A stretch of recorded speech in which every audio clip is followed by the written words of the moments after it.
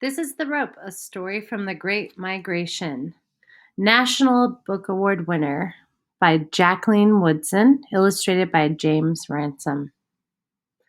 There is a girl jumping rope on the cover. I wonder how a rope could be important in the story. Any ideas? Also, the subtitle says it's a story from the Great Migration. A migration is a movement of many people. Let's find out what the story is about.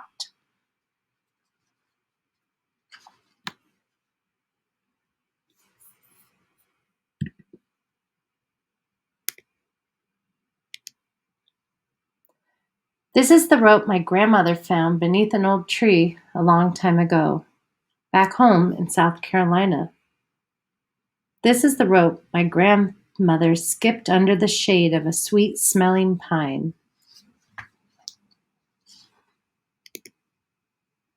This is the rope my grandfather used to tie a few things they owned to the top of the car that they drove my grandmother, who was a mother now, from South Carolina all the long way to a place called New York City.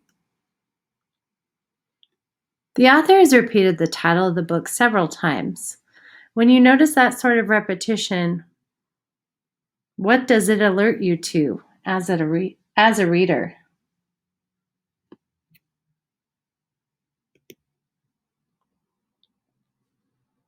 Notice how the art has changed from the last page. What do you notice that's different? This is the rope my grandmother held tight to as my grandfather drove, real slow past people in the big city buildings that seemed to go on and on. Those words, held tight, speak volumes about how the grandmother is feeling. What do you think about the change that's happening?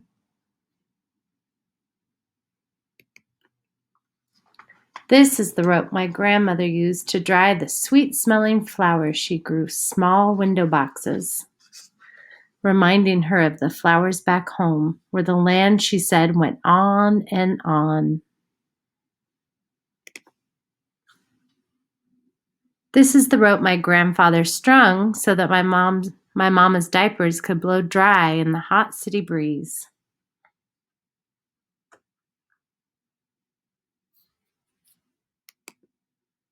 And this is the rope my mama tied around a small ducky's neck, then pulled it along, singing quack, quack, quack. I'm beginning to think that the rope stands for something important in the story. What do you think it could be?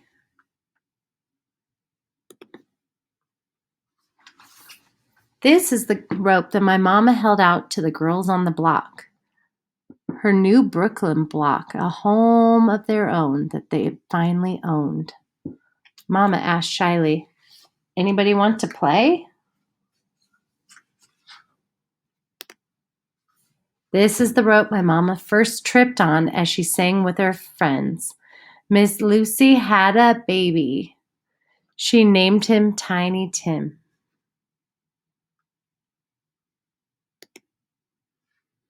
This is the rope Mama's brother took from her room for some crazy game that little boys play. This is the rope my mama found again 10 years later when my grandfather said, "We need a bit of rope to tie things down inside this here car, like the rope we used to have from back home." Then he drove with my mama off to a college far away from the city, while up at the window my grandmother waved. Think about the moments that the author has chosen to include so far. What do you think the author is trying to tell us about?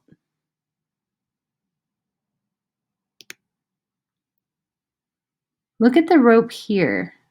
It's curving in and out among all the family photos. What do you think we're supposed to understand from that? This is the rope my mama placed on the piano around family photos, and me, just a baby and then a bit bigger, already reaching for it. This is the rope my daddy used when he showed me the way to tie a sailor's knot. 2 times around, pull it real tight. You want whatever you make or do in your life, my daddy said, to last. I want you to reread the last 3 lines. And how do you think her daddy's advice fits in with the message on these pages? 2 times around, pull it real tight. You want whatever you make or do in your life, my daddy said, to last. This is the rope my mama turned as she waved to my daddy and taught me to sing the Miss Lucy song out on our sidewalk right here in Brooklyn just last Friday night. This is the rope that held up the sign saying, "We are all family," at our picnic reunion in the park up the street from our home. This is the rope, threadbare and grain, that I traded with Grandma for a brand new one. Then I jumped a new jump. My name is Beatrice. I come from Brooklyn. As my family smiled proudly and the sun began setting as Grandma held on to her rope from back home. What do you think about this ending? What do you think the rope stands for? And here's the ending. In her long ago memory of sweet smelling pine. So now let's think about that ending again. What do you think the rope stands for?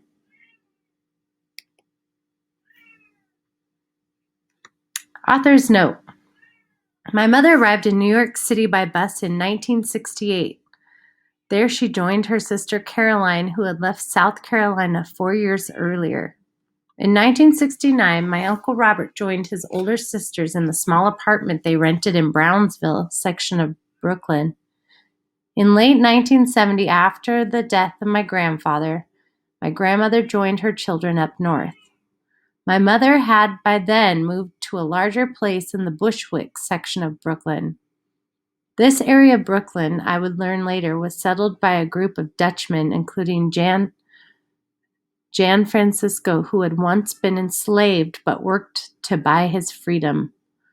For many years, my mother would rent this apartment in Bushwick.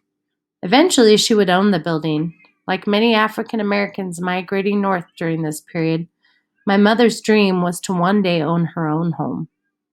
Between 1968 and 1970, my sister, brothers, and I traveled back and forth between South Carolina and New York. It wouldn't be until many years later that I learned we were part of a long history. From the early 1900s until the mid-1970s, more than 6 million African Americans moved from the rural South to northern cities. The cities included Chicago, Los Angeles, and of course my own beloved New York City. We came for better jobs, better treatment, better education, and better lives. This movement of blacks from the South to the North would be known as the Great Migration. And while my mother and grandfather held fast their memories of the South, their Southern accents remained with them both until their passing. They had dreams for us that only the freedom of the North could make true. This is the rope is a work of fiction. The rope we brought to this new country was hope. It remains with us.